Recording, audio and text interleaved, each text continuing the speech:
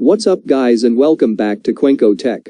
Today we will be looking at one of the best open world game in my opinion. But before we start, please subscribe, hit the bell and turn on post notification to be notified when a new video is posted, and please like this video to support the channel. Without further ado, let's jump right into it. Years since the fall. The city is a corpse, and we are the worms. We burrow in it, fighting for every useful piece of land to preserve ourselves from the terrors of the night and the horrors of the day. I know not who can hear my voice. I shall therefore speak a word unto hear. Anyone who dares to steal food will be hanged, and their bodies will be exposed. Every day we rise from dust to choose between bad and worse.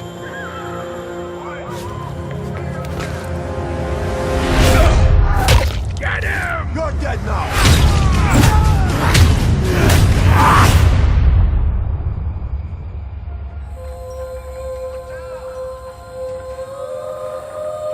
And these choices we take to survive will create the world to come.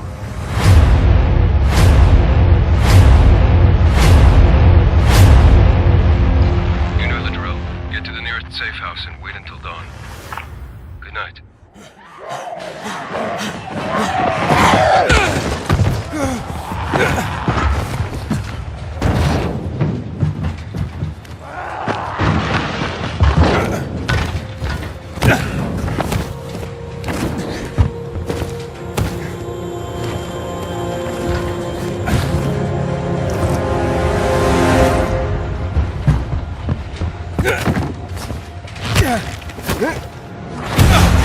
Dying Light 2 features a functioning ecosystem that reacts on multiple levels to the things you do and the choices you make. In the example we're about to show you, our protagonist undertakes a mission for the peace out of hundreds you'll have to make. But it allows you to carve out your own world, your own city from the apocalypse. Each player's game experience will be unique. And by the way, this is just what happens in the day. At night, well, things tend to get a lot darker.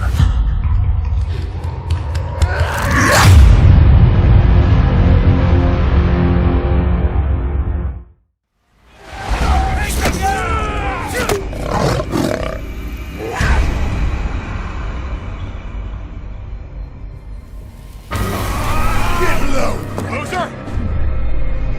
Throw him the bag! You or Boozer have a run-in with RIP the last couple of days? Why? One of my men escaped a Ripper camp, got tortured, like they always do. But this time they kept asking me if you knew about it. 2 bikers, 2 men. The Ripper called them mongrels. If you ask me, you got a price on your head.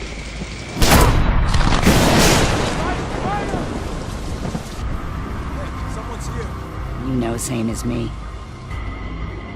Anything that happens here is far better than what's going on out there. Shit, get off!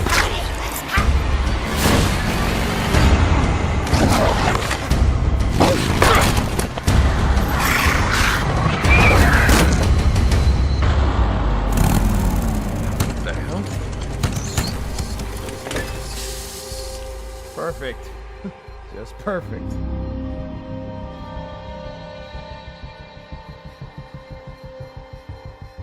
Awesome, you guys are great, you have made it this far into the video. But I just want to ask a small favor from you guys. I have a 3-second challenge for you, and all you have to do is like this video, leave a valuable comment, and subscribe to the channel. It's that simple. So go and destroy that like button, and please subscribe. Now let's continue. The last one was nighttime during the rain, and this is daytime during the snow. Yeah, and that, and it's not just cosmetic, and I think that's one of the things we really wanted to emphasize, because this time we're showing sort of a day in the life of Deacon. You see he's on the drifter bike here. We wanted to show a little more of the bike riding, and how the weather can kind of impact that. So we have this drifting mechanic, right? You see him kind of slipping and sliding around a little Changes bit. the handling of the bow. That's really interesting. Now, there were wolves there last time, John, and these wolves would pursue you down this road, and then Deacon had to turn his back, shoot a wolf, and he got clotheslined right up there, didn't he? Yeah, exactly. So this time you see that he wasn't being chased by the wolves. That's a dynamic event that can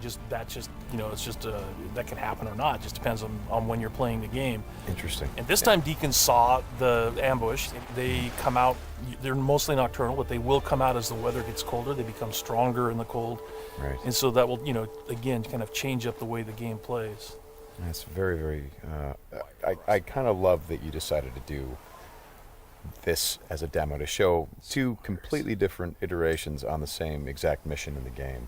Yes, exactly. So we wanted to have, the job is basically the same. Deacon hears that his buddy's in trouble, rides out to save his life. And, as you can see here, this is a completely different experience from what we showed in the first demo. In the first one, Deacon gets clotheslined, and it sounded very painful, by the way. Speaking of painful, okay, so the combat in this game is fairly brutal. John, you want to talk about that a little bit? Well, we just wanted to make it as realistic as possible. So yeah, we're not holding back on that at all. And Sam's done most of his own stunt work for this. And I can tell you that when we're on the performance stage and we're capturing that stuff, we just try to keep it real, right? Right. Well, right. There was sort of a decision made at some point. I've been on the project for 2 or 3 years now. Yeah, I think 3 years. And so early on, I think there was a more, what were we? It was more Kurt Russell and sort of a two-fisted thing, and then it turned into, hey, let's take this quite seriously. And what that required is a lot more. Taking this combat stuff and showing the horror of the violence that happens and were this type of circumstance to take place. I mean, realism, weirdly enough, is the thing we keep going back to when it comes to not just the stunts, but also the performance style. I think, it was very important that it doesn't seem like a bunch of actors, saying lines. It was all very incidental. And it's just kind of a way of seeing tracks in the world and sort of imagining what might have happened. Mm-hmm. And here, I just wanted to point out that you're seeing in this part of the demo that there are freakers there. There weren't there before because it wasn't snowing. It was, and it was getting lighter out. It wasn't getting darker like it is. And so, it changes up the way you can play through the level. And what is this? We call this the meat wall. The meat wall. Yeah, and it's not just there, to make the guys who put them up to seem evil. They're there for a purpose because, again, freakers are living creatures. They eat. That's their primary thing. They want to eat.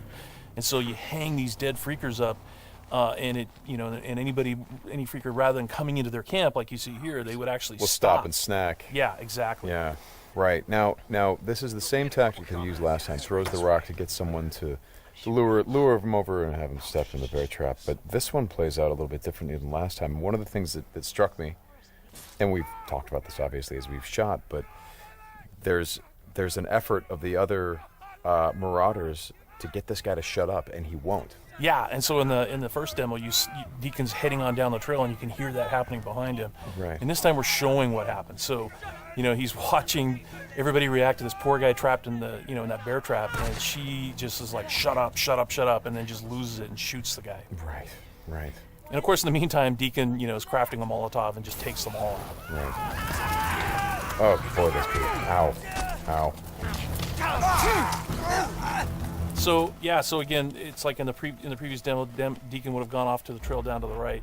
This time he's going to head this way. He follows the tracks, and comes under a sniper attack. Now let me ask you something about the survival. Okay, there's a sniper attack coming, but the survival vision is, if you don't say upgrade your survival vision, can you miss clues? I mean, are there things that you would get if you upgraded your survival vision that would help you complete the mission better? Exactly, and you have to, we have a whole skill tree, and it's all tied to the experience that you can earn as you're just playing through the game, and then you can upgrade those things. What's happening here? We got a freaker tied to a tree. Yeah, so this is another type of trap that marauders will set. They will basically chain freakers to the perimeter of their camps, and they use them as kind of an alarm system. Mm-hmm. And then that, you saw that marauder there. He was just tormenting the poor freaker, and then so Deacon kind of takes advantage of that. Okay, so that is it for today, guys. I hope this video was helpful. Comment below and let me know your thoughts about this game, man, if it's worth playing. Remember to hit the bell and turn on post notification to be notified when new videos are out, and please subscribe to this channel for many more great quick review videos.